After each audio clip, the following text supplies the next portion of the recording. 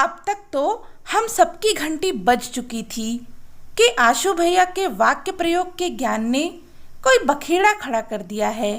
घर वापस आते ही आंटी ने न आओ देखा न ताओ समझावन लाल उठाया और आशु भैया की वो आरती उतारी कि भैया तो छोड़ो, हम दोनों को भी समझ आ गया था कि बड़ों की बातों में कभी भी नहीं बोलना चाहिए।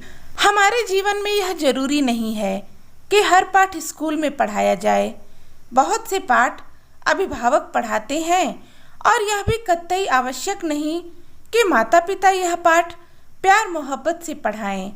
हमारे ज़माने में तो ऐसे पाठ पढ़ाने के लिए विशेष अस्त्र शस्त्र जैसे कपड़े धोने वाला डंडा बहुत काम आता था।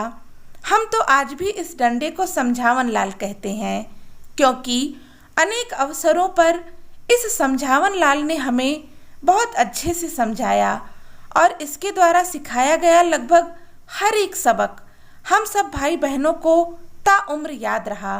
वर्तमान में बच्चों तथा उनकी माँओं के लिए ये समझावन लाल अर्थात कपड़े कूटने वाला डंडा साधारण सी चीज होगी, क्योंकि अब अधिकतर घरों में कपड़े वाली मशीन होती है। वैसे भी ये प्रकरण आज से लगभग 30 वर्ष पहले का है, जब घरों में बच्चों की मार कुटाई बहुत आम होती थी। बहरहाल मैं इस बात का समर्थन कदापि नहीं कर रही हूँ कि बच्चों की पिटाई होनी चाहिए। ये सिर्फ एक हल्की फुल्की कहानी कहें या आप बीती है जो आज से कई वर्ष पहले घटी घटना पर आधारित है। मैं जिस पाठ की बात कर रही हूँ वो पढ़ाया गया था हमारी मित्र मंडली के एक लड़के आशु को। उसकी छोटी बहन दीप्ति मेरी अभिन्न सहेली थी और उस समय हम दोनों सहेलियां तीसरी कक्षा में और आशु भैया छठी कक्षा में थे। यूं तो वो लोग पंजाब से थे, पर जिस वक्त की मैं बात कर रही हूँ उस वक्त उनका पूरा परिवार लखनऊ में बस चुका था और ये एक इत्तेफाक था कि आंटी की दूर की एक बहन जिन्हें हम सब राधा मौसी कहते थे, उनका घर भी हमारे मोहल्ले में ही था। दीप्ति की मम्मी और मौसी दोनों को ही एक दूसरे का बहुत सहारा था और लगभग रोज ही उन दोनों का एक दूसरे के घर आना जाना था। दीप्ति और आशु भैया के पिता ठेठ गांव के रहने वाले थे और कुश्ती अखाड़े और दूध घी के खूब शौकीन थे। शहर में बसने के बाद कुश्ती जैसे खेल तमाशे तो कहीं पीछे छूट गए, पर दूध घी का शौक वैसे का वैसा ही बरकरार रहा। इसलिए उन्होंने यहाँ शहर में भी 2-4 भैंसें पाल रखी थीं और उन्हें संभालने के लिए एक आदमी भी रख रखा था। दूध उनके घर में आवश्यकता से अधिक होता था, तो दीप्ति की मम्मी रोज बड़े बड़े बर्तनों में दही जमाती और उस दही को मथनी से मथ कर मक्खन निकालती।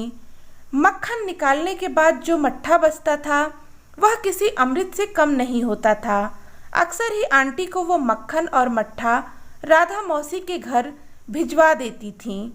इसी आने जाने और आदान प्रदान के माहौल में राधा मौसी अपने बागीचे से लौकी और तुरई वगैरह तोड़कर उनके घर ले आया करती थीं।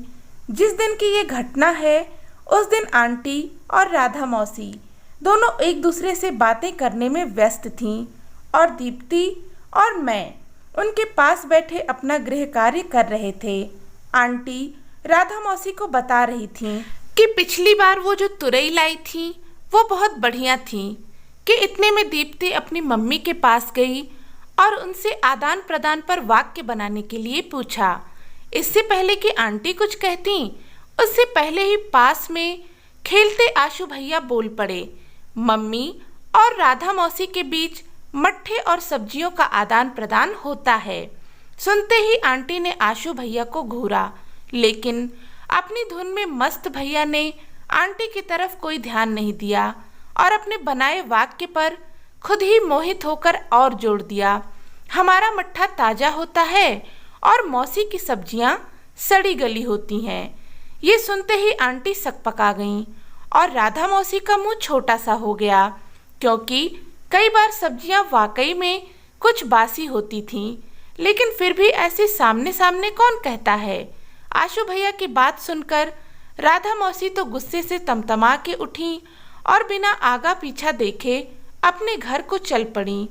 आंटी भी अपनी बहन को मनाने के लिए उनके पीछे पीछे भागी, लेकिन राधा मौसी तो मानो घोड़े पर सवार थीं।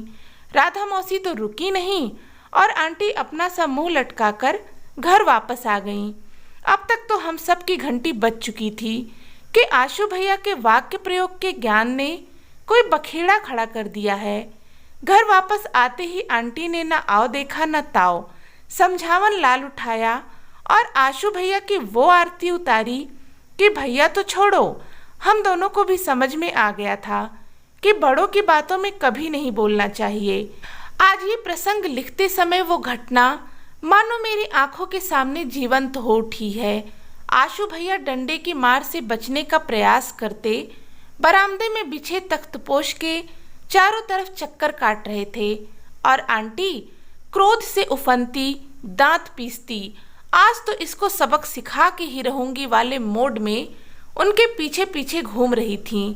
दीप्ति और मैं, हम दोनों ही आतंकित से मूक दर्शक बने इस पकड़म पकड़ाई को देख रहे थे। एक बारगी तो ऐसा लगा कि आशु भैया जीत जाएंगे, लेकिन तख्तपोश को छोड़कर बाहर वाले गेट की तरफ भागना उन्हें भारी पड़ गया और वो आंटी के हत्थे चढ़ गए। उनके कान उमेटकर समझावन लाल के एक जबरदस्त प्रहार के साथ दो तरह की ध्वनियां हम दोनों लड़कियों को सुनाई दी। भैया के मुंह से आई और आंटी के मुंह से अब बोलेगा फालतू। हाय नहीं मम्मी के एक लंबे प्रलाप का असर यह हुआ कि आंटी की पकड़ भैया के कान पर ढीली पड़ गई और एक कुशल प्रतिद्वंदी की तरह भैया उछलकर गेट पर चढ़ गए। जब तक मम्मी पकड़ती तब तक वो लोहे के गेट के ऊपर थे और वहीं से चिल्लाए, आप ही तो कह रही थी कि मौसी सड़ी गली सब्जियां पकड़ा जाती हैं। मैं कोई झूठ बोल रहा हूँ, सच ही तो कह रहा हूँ। भैया की बात सुनकर आंटी पल भर को ठिठक गईं। सच तो कह रहा है लड़का, अब क्या सच बोलने के लिए मना करूं इसे? तभी उनकी तर्क बुद्धि ने अपना काम किया। सच बोलने से नहीं, कुछ भी कहीं भी बोलने से रोक रही हूँ। और उन्होंने समझावन लाल को घुमाकर एक सटीक निशाना आशु भैया की तरफ लगाया और क्रोध से उफनती हुई बोली, सच बोलना ठीक है पर अनावश्यक बोलना ठीक नहीं।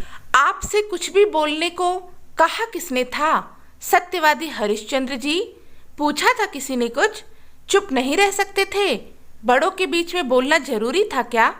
शायद यह प्रकरण अभी कुछ और लंबा चलता, पर तभी दीप्ति और आशु भैया के पापा दफ्तर से घर वापस आ गए और जैसे तैसे करके इस पूरे प्रकरण का पटाक्षेप किया गया। आंटी और राधा मौसी के संबंध तो कालांतर में मान मनोवल के बाद ठीक ही हो गए, क्योंकि ये एक ऐसा युग था जब दिल के रिश्ते इस तरह के गुस्से, नाराजगी से कहीं ऊपर होते थे। इस पूरे घटनाक्रम ने मुझे और दीप्ति को एक बहुत आवश्यक सबक सिखा दिया था, जो हमें आजीवन याद रहा कि बिना आज्ञा के किसी के भी सामने अपना ज्ञान नहीं बघारना चाहिए, नहीं तो पासा उल्टा पड़ जाता है। और इसके साथ ही शायद उस दिन आंटी ने भी एक सबक अवश्य सीखा होगा कि बच्चों के सामने कभी भी कुछ अनाप शनाप बड़बड़ाना भी नहीं चाहिए। क्या पता कब किसके अंदर का हरिश्चंद्र जाग उठे और वह बाहर वालों के सामने पोल खोल दे। तो यह थी आज की बहुत ही प्यारी सी कहानी। उम्मीद करती हूँ कि आप सभी को भी पसंद आई होगी। अपने विचार हमें कमेंट करके ज़रूर बताएं। कहानी पसंद आई हो तो प्लीज़ इसे लाइक करें, शेयर करें और चैनल को सब्सक्राइब करना ना भूलें। धन्यवाद।